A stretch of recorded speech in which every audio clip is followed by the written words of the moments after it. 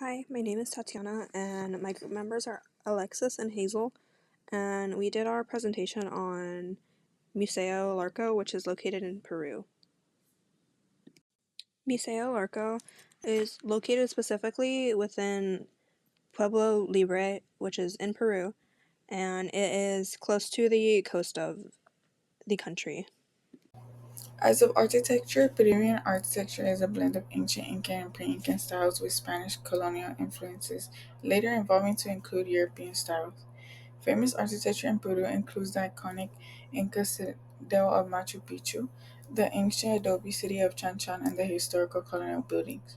Peru features a diverse range of architecture, from ancient Incan and traditional Colombian structures to grand Spanish colonial styles. History. The museum holds about 5,000 years of ancient Peruvian history. It was established in 1926 by Rafael Larco Hoyle, a pioneer of Peruvian archaeology, and it houses a fascinating collection of pre-Columbian art composed of around 45,000 objects.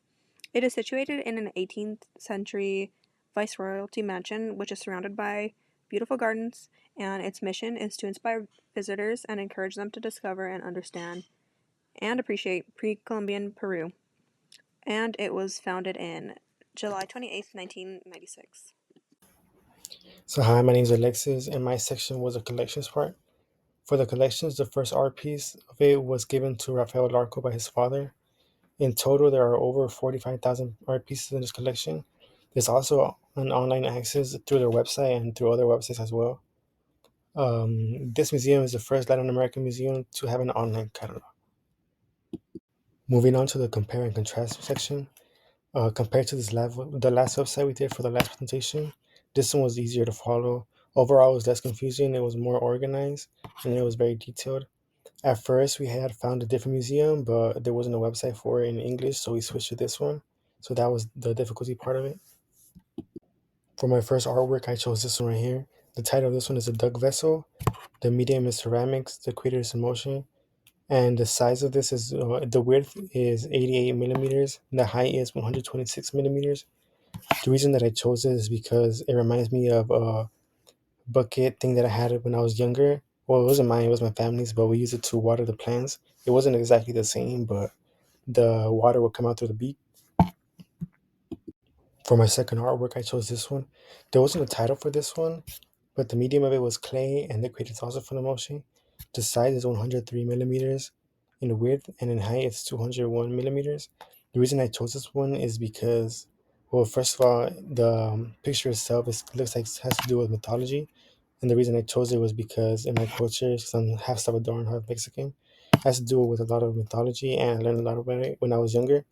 So it just reminded me of stuff like that. That's the reason I chose it. One of the artworks, it's called Moche art from Peru during 200 to 900 CE, time with murals, ceramic vessels, metalwork that served as a primary. The culture also left behind architecture and engineering feats like temples and complex irrigation systems. As another artwork of theirs, Peruvian folk art has deep roots in pre-Columbian cultures, which were further shaped by Spanish colonization to create vibrant artistic traditions. The result, hybrid artistic tradition, reflects Peru's history and cultural identity. For the exhibitions, one of the most remarkable gold collections to ever tour the globe in the immersive exhibition, Machu Picchu and the Golden Empires of Peru.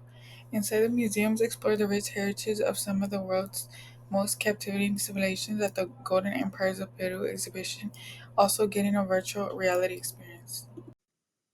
The first artwork that I chose was titled The Dead Fertilizing the Underworld.